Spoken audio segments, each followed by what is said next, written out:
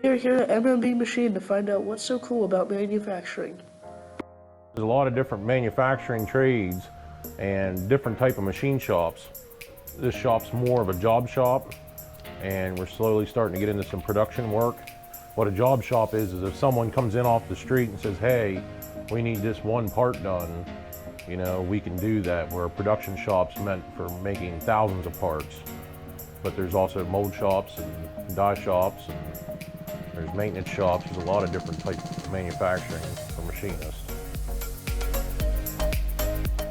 M&B Machine was started in 1997 by two gentlemen by the name of Jeff Matasevic and Craig Brockman in Craig's father's garage in Edders, Pennsylvania. Now my father-in-law is the owner. It's a really nice atmosphere because we get to work with each other, but we extend that to all of our employees. We really act like a big family here and do a lot of events together. We have a lot of machines out there, various ones, CNC, computer numerically controlled mills and lathes, surface grinders, milling machines, saws. This machine can check things within microns of an inch. The little dot is the probe, and that is actually what is checking everything. What happens is this will touch up against something and move this slightly, and there are little lasers in here.